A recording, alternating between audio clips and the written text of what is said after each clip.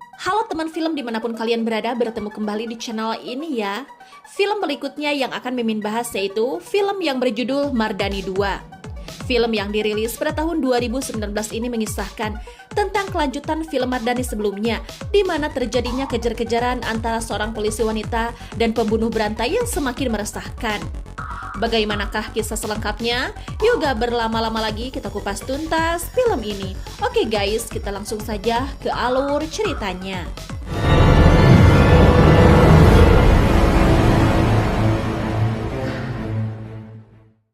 Cerita diawali di sebuah pasar malam. Di balik kemeriahannya, kita diperlihatkan pada seorang pria yang menggunakan topeng bernama Suni. Dia sedang menjelaskan bagaimana orang-orang fakir miskin yang menahan rasa laparnya dan begitu susahnya mereka mencari makan. Di sana Suni melihat sepasang kekasih yang sedang bertengkar hebat. Suni mengatakan dia tidak suka melihat kelakuan wanita yang seperti itu yang diketahui bernama Lalita.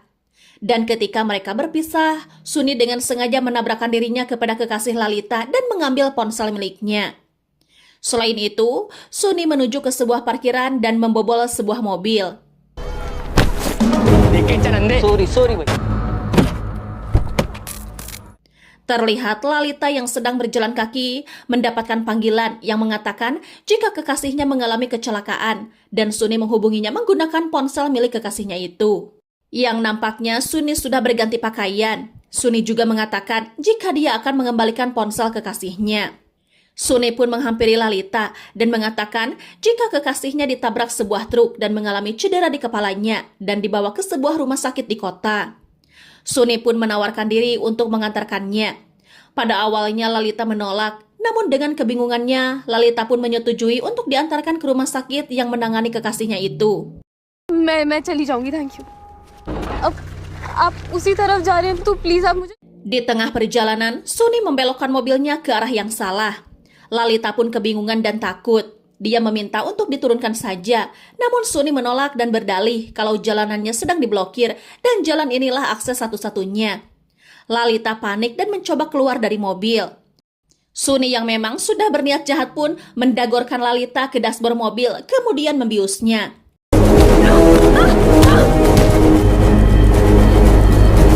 Suni membawa Lalita ke sebuah bangunan kosong, dan entah apa yang Suni lakukan kepada Lalita, namun terdengar Lalita berteriak kesakitan. Keesokan harinya, terlihat pemeran utama di film ini yaitu Mimin, maksudnya si Vanessa Pajiroy, datang ke sebuah lokasi.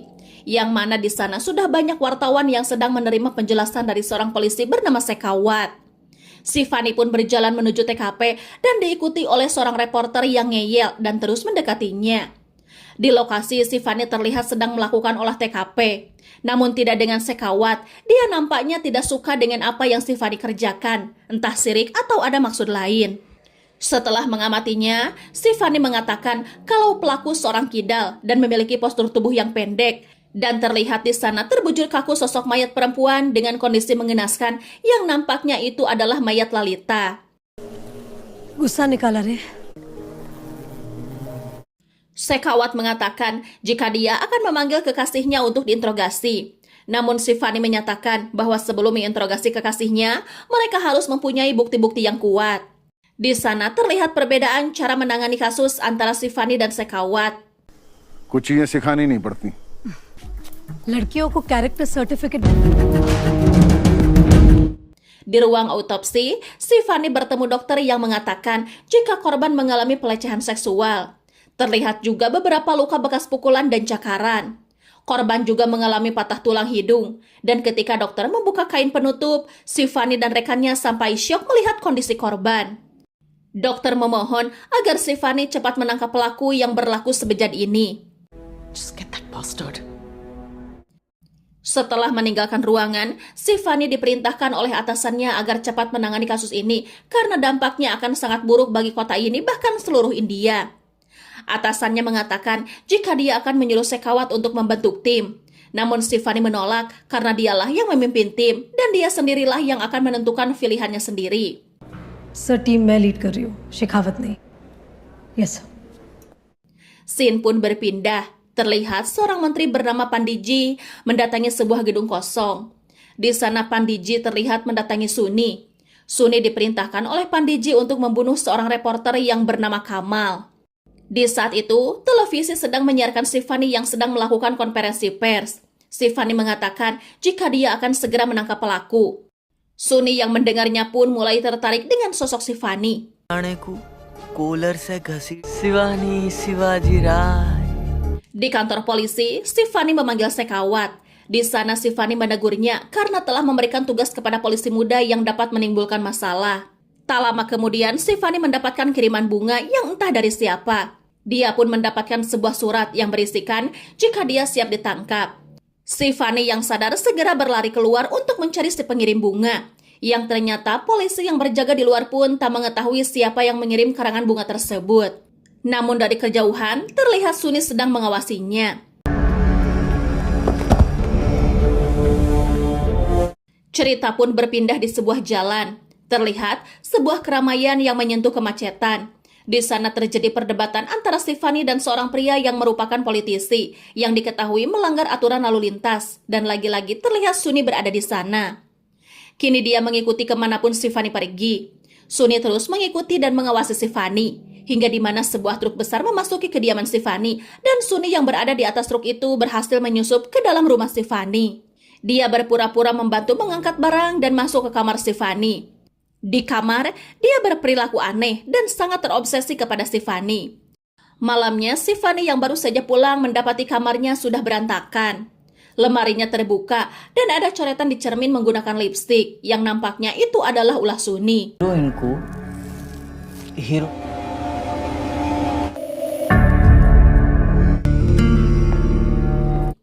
Kembali ke kantor polisi, Sifani yang ditemani rekannya yaitu Vikram menceritakan keadaan kamarnya. Dia kehilangan sebuah kain sari, sendal, make up, dan sebuah tas. Sifani geram karena si pelaku sudah mulai menantangnya dan Sifani akan segera menangkapnya. Keesokan harinya, Suni terlihat sedang mengawasi kantor Sifani dari jauh. Dia mendapatkan telepon dari Pandiji yang mengatakan kenapa dia harus mengikuti Sifani dan bukan segera menyelesaikan tugasnya. Suni menjawab kalau dia akan menyelesaikan tugasnya. Dia meminta sebuah mobil dan beberapa keperluan kepada Pandiji. Di sana Suni memanggil penjual teh dan menanyakan namanya yang diketahui bernama Pravin. Suni menawarinya sebuah pekerjaan kepada Pravin. Suni akan memberikan 50 rupiah asalkan Pravin mau bekerja kepada Suni. Hey!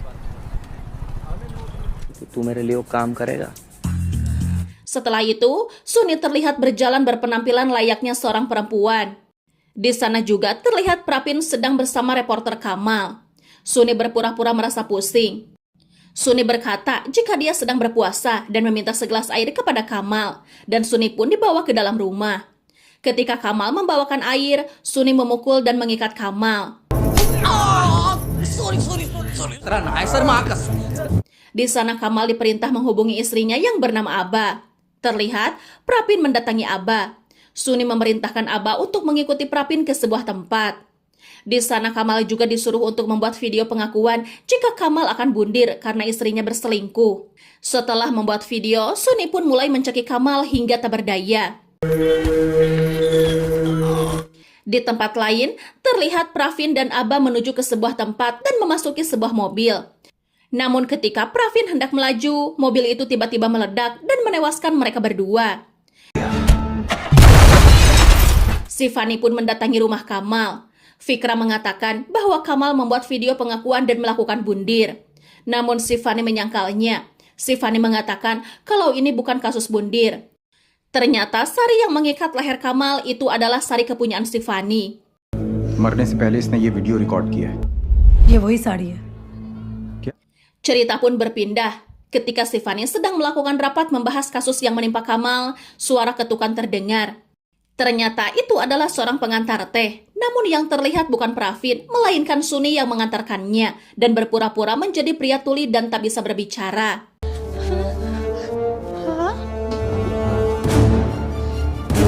Sifani pun mendatangi TKP tempat mobil meledak. Di sana dia menanyai warga sekitar, namun tidak ada yang melihat pelaku. Namun ada seorang anak kecil yang menemukan sebuah inhaler di sebuah tempat sampah dan melihat seseorang yang mencurigakan. Sesampainya di kantor polisi, Sifani menjelaskan apa saja yang dia temukan di TKP. Namun setelah itu, si Fani mendengar suara gelas pecah dan ternyata itu adalah Suni. Vina yang melihat Suni sempat marah, namun si Fani yang tak menaruh curiga apapun menyuruh Suni segera keluar. Namun ketika Suni akan keluar, si Fani mengatakan agar menyiapkan 2 gelas teh untuk 2 orang tamu di luar. Dan ternyata Suni mengidap asma. Suni pun menyiapkan teh untuk anak kecil dan ayahnya yang akan dimintai keterangan. Terlihat, Suni menuangkan cairan ke dalam teh itu, dan dia berpura-pura terluka dan menyuruh temannya untuk mengantarkan teh itu ke dalam. Teh itu pun diminum oleh anak tersebut, dan tak lama kemudian anak itu mengalami sakit perut dan ingin ke toilet. Anak itu pun memasuki toilet, dan dia dikagetkan dengan kemunculan Suni di dalam, yang kemudian Suni membekap anak itu sampai tak bernyawa.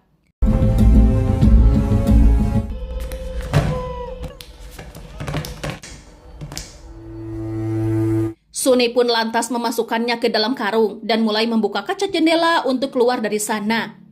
Dirasa merasa kesusahan, Suni pun memecahkan kaca itu yang membuat polisi yang berjaga di luar panik dan segera mengecek keadaan di dalam toilet. Suni pun mengeluarkan karung itu dan bersembunyi di sebuah bak. Tak ada rasa curiga dari polisi yang mengecek lokasi karena karung itu tersamarkan karena di sana juga terdapat beberapa karung serupa.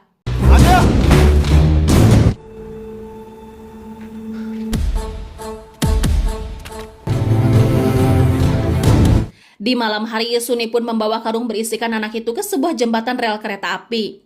Suni menghubungi Sekawat dan membuat informasi bahwa dia melihat seorang anak kecil yang tertabrak kereta.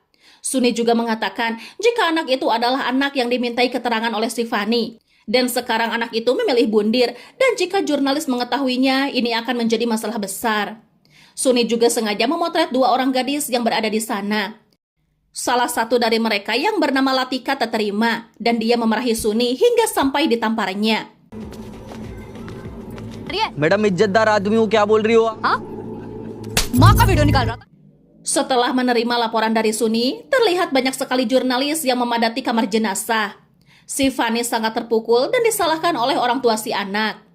Berita ini pun menyebar dan membuat si Fani jadi perbincangan hangat. Si Fani pun disalahkan oleh atasannya dan menyayangkan atas perseteruannya dengan Sekawat. Si Fani pun mendapatkan berita kalau si Fani akan dipindah tugaskan dalam 2 hari. Si Fani mengumpulkan timnya dan memberitahu jika dia akan dipindah tugaskan. Namun si Fani meminta kepada rekan-rekannya untuk membantunya karena sebelum penggantinya datang, dia masih memiliki sisa waktu 2 hari lagi. Di tempat lain, Suni terlihat sedang bercanda dengan seorang anak. Dan tak disangka, Latika yang tempo hari menamparnya melintas, yang kemudian Suni pun menguntitnya. इसलिए 2 दिन के लिए ही सही 2 दिनों में पकड़ेंगे इस साले को. Kembali ke kantor polisi, si Fani memperlihatkan inhaler kepada Barati dan memerintahkannya untuk mengecek setiap apotek siapa saja yang telah membeli inhaler itu. Setelah Barati berangkat, Vinay mengatakan jika Kamal mempunyai beberapa musuh, mulai dari mafia pertambangan, bahkan politisi papan atas, dan mungkin Kamal dibunuh oleh pembunuh bayaran. Vikram pun mengatakan jika Sekawat sudah 18 tahun berada di sana, dan Sekawat mempunyai jaringan yang luas dan mungkin saja dia bisa membantu si Fani dalam misinya. Si Fani pun mendatangi Sekawat. Si Fani mengatakan jika dia akan dipindah tugaskan dan kini tersisa 2 hari lagi. Si Fani meminta Sekawat untuk bisa membantunya dalam kasus ini. बस इस केस को भी आप ही पार मैडम शायद इसीलिए हमारे माँ बाप आने से पहले मैं लतिका केस में थोड़ा और. Setelah menerima informasi dari Sekawat, si Fani dan Vikram pun mendatangi sebuah tempat. Di sana dia mencari informasi kepada seseorang untuk menanyakan siapa pembunuh bayaran itu. Namun pria itu tidak mengetahuinya. Si Fani pun diarahkan kepada seseorang yang bernama Piplap karena Piplap pernah menyewa seorang pembunuh bayaran untuk membunuh orang yang bernama Parihar. Dan si Fani diperintahkan untuk berbicara kepada Kunwar untuk mendapatkan informasi lebih dalam. Si Fani dan timnya pun berhasil menangkap Kunwar. Terlihat, Kunwar diinterogasi dengan sangat kejam agar dia mau buka mulut dan membocorkan informasi. Kunwar yang sudah tak kuat menahan rasa sakit mengatakan jika Sunilah yang melakukannya dan Suni adalah anak buah Pandiji.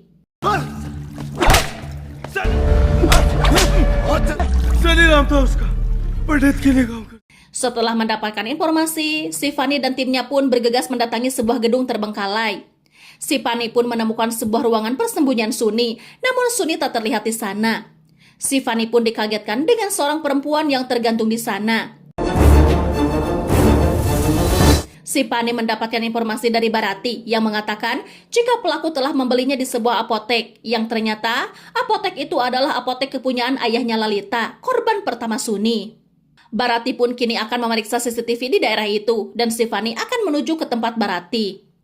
Di sisi lain, Suni yang sedang berjalan mendapatkan telepon dari Pandiji. Suni diperintahkan untuk berhenti mengejar si Fani dan menyuruhnya bersembunyi beberapa hari. Setelah itu, Suni terlihat membenturkan kepalanya di sebuah tembok dan bertepatan si Fani melintasi jalan itu, Suni hampir tertabrak oleh si Fani. That boy dong. Yes, sir. Si Fani yang dikagetkan pun menghampiri Suni dan membawanya masuk ke dalam mobil untuk membawanya ke rumah sakit. Di perjalanan, Suni pun mulai melancarkan aksinya dengan mencekik si Fani menggunakan sabuk. Si Fani pun berhasil melumpuhkan Suni dan memukulinya.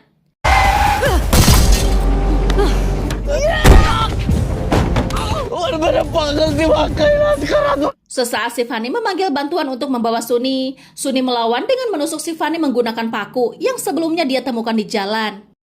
Suni pun berhasil melarikan diri. Si Fani yang terluka pun sekuat tenaga mengejar Suni. Suni yang mempunyai penyakit asma pun tak kuat untuk berlari lagi dan memilih untuk melompat ke sungai. Si Fani tak membiarkannya lari dan dia pun ikut melompat. Namun Suni berhasil meloloskan diri karena menyerang bekas luka tusukan si Fani.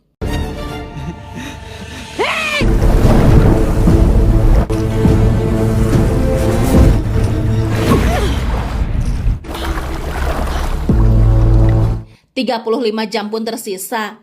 Terlihat di sana si Fani tengah diobati. Fikra mengatakan jika Suni yang hampir tenggelam berhasil diselamatkan oleh seorang nelayan. Dan sebelum dia datang ke sana, Suni sudah melarikan diri. Di kantor polisi, Fikra memberikan sebuah video yang dimana Suni dipukuli di sebuah bus sesaat sebelum Latika ditemukan tergantung di gedung terbengkalai itu. Si Fani menginginkan video itu disebar agar semua orang tahu wajah Suni. Tak lama kemudian, video itu jadi berita hangat di India dan terlihat Suni yang berpenampilan seperti wanita terlihat memasuki sebuah rumah warga. Suni pun marah ketika melihat beritanya sudah tersebar dan saat dia menghubungi Pandiji, Suni meminta pekerjaan kepada Pandiji. Namun Pandiji menyuruh Suni untuk melarikan diri dan keluar kota. Dan Pandiji mengancam jika Suni berani menghubunginya lagi, dia akan mencari Suni dan akan mengirimkan bom kepadanya. अकेला छोड़ रहे हो भूलने का ना हूं मैं ये बात उनके तेरे पिछवाड़े में बम दाग देंगे बम दाग देंगे समझे Setelah itu, Suni terlihat menggunakan motor dan merebut sebuah ponsel milik seorang pria. Seperti cara sebelumnya, Suni menghubungi seorang gadis dan memberitahu kalau pemilik ponsel itu sudah mengalami kecelakaan. Suni pun menuju tempat gadis itu dan berpura-pura ingin mengantarkannya kepada saudaranya itu. Yang ternyata, gadis itu adalah anak Pandiji. Suni mengirimkan sebuah foto di mana anak Pandiji sedang pingsan dan terdapat bom di tubuhnya. Suni pun menghubungi Pandiji. Suni mengatakan jika anaknya ingin selamat, Pandiji harus menyuruh si Fani meminta maaf kepadanya dan disiarkan di televisi. Sekawat yang menerima laporan dari Pandiji pun memberitahu kepada si Fani. Di sana terlihat si Fani sedang mengecek rekaman CCTV dan terlihat Suni menuju ke sebuah kawasan industri. Si Fani dan yang lainnya pun bergegas menuju lokasi itu. Sesampainya di sana, si Fani dihadapkan dengan jalan buntu. Sekawat yang merasa frustasi meminta si Fani untuk menuruti tuntutan dari Suni untuk meminta maaf. Namun si Fani mendekati satpam dan ketika ditepuk, satpam itu sudah tak bernyawa. गाड़ी आके रुकी।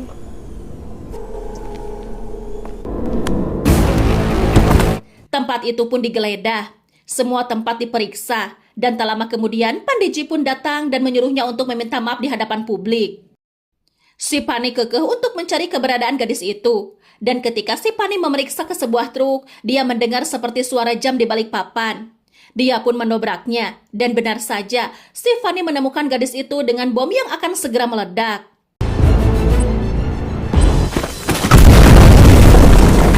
Di malam hari, terlihat si Fani berada di stasiun televisi. Di sana dia ditanyai tentang kemampuannya memimpin dan bekerja karena si Fani seorang perempuan. Si Fani mengatakan kalau dia memang seorang wanita dan apa salahnya jika seorang wanita bisa menjadi pemimpin dan bisa bekerja layaknya laki-laki. Dia hanya ingin seorang wanita pun bisa bekerja dan memimpin layaknya seorang laki-laki. Dan si Pani pun ingin seluruh wanita mendapatkan perlakuan secara adil dalam pekerjaannya. Si Pani pun meminta kepada masyarakat untuk membantunya agar kasus ini segera selesai. Seisi studio yang menyaksikannya pun merasa terharu, dan sekawat yang selama ini selalu meremehkan si Pani pun mulai terbuka hati dan isi pikirannya. परीक्षा रोज देती है सवाल सिर्फ आप एक औरत होने के बारे में हर काम दोनों करें खाना तो सिर्फ औरत ही बना औरतें क्या चाहती है उन्हें वो करने का Di perjalanan pulang, si Fanny mendapatkan telepon dari Suni bahwa Suni melihat seorang wanita yang karakternya sama dengan si Fanny dan dia akan menculiknya hari itu. Mendengar ancaman itu, si Fanny tak gentar sedikit pun. Sesampainya di kantor polisi, dia berbincang dengan Vinay, siapa gadis yang dimaksud oleh Suni. Si Fanny mengatakan jika Suni akan menculik wanita dari kalangan seleb yang karakternya sama dengan dirinya. Sekawat pun datang dan mengatakan satu nama yaitu Sunanda. Sekawat pun mengatakan jika Sunanda adalah wanita yang bergabung di sebuah partai yang akan mendapatkan promosi jabatan. Scene pun berpindah di sebuah kuil. Terlihat Sunanda tengah berada di sana. Si Pani pun menghubungi salah satu orang terdekat Sunanda dan menyuruhnya untuk berbicara kepadanya.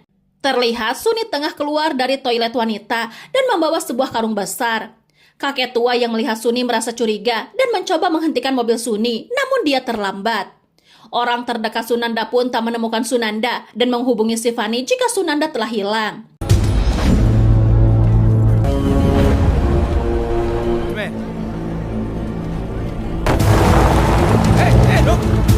ढूंढो उसे उसकी जान खतरे में है Si Fanny pun bergegas untuk mencarinya.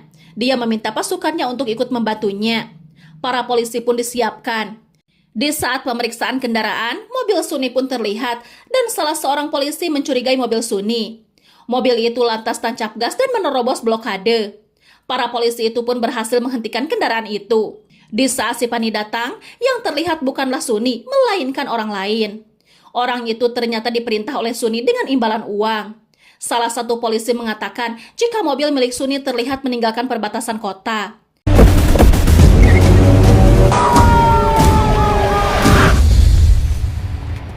एक बार उसने border cross कर लिया हम उसे पकड़ नहीं पाएंगे let's go Namun si Fanny mempunyai pikiran lain. Dia menduga jika Suni tengah bersembunyi di sebuah rumah dekat kuil dan mobil itu hanyalah pancingan. Terlihat Suni tengah menyiksa Sunanda di sebuah ruangan. Di sana juga terlihat satu orang perempuan, namun tak siapa dia. Si Fanny pun sampai dan mulai mengamati setiap rumah. Dan ketika dia menemukan pintu rumah yang tertutup, dia merasa curiga karena hanya rumah itulah yang tak merayakan hari besar Diwali. Si Fanny pun mencoba masuk dan menanyakan kepada pemilik rumah. Merasa ada yang aneh atas keterangan pemilik rumah, si Fanny pun memaksa masuk. Dan benar saja, kedua pasangan itu menunjukkan keberadaan Suni. Dia memohon agar anaknya juga diselamatkan karena ditawan oleh Suni. Si Fanny pun menuju kamar yang dimaksud. Dan ketika si Fanny menoleh, dia pun terkena pukulan hingga membuatnya pingsan. Saat si Fanny sadar, dia melihat Suni sedang mencekik Sunanda. Si Fanny mengatakan jika ibunya meninggal gara-gara Suni. Ibunya meninggal karena menyelamatkan Suni dari amukan amarah ayahnya. Suni yang mendengarnya marah dan mulai memukuli si Fanny. Di saat Suni lengah, Sunanda dan gadis pemilik rumah itu menyiramkan cat kepada Suni yang membuat dia sesak karena penyakit asmanya. चल चल तुझे भी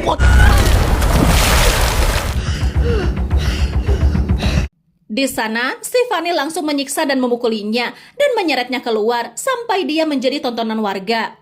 Tak lupa Sunanda dan gadis pemilik rumah itu pun secara bergantian menyiksanya. Dan film pun berakhir. Oke teman film, itulah kisah dari film Mardani 2. Jangan lupa like, komen, dan subscribe bagi yang belum ya. Bye-bye.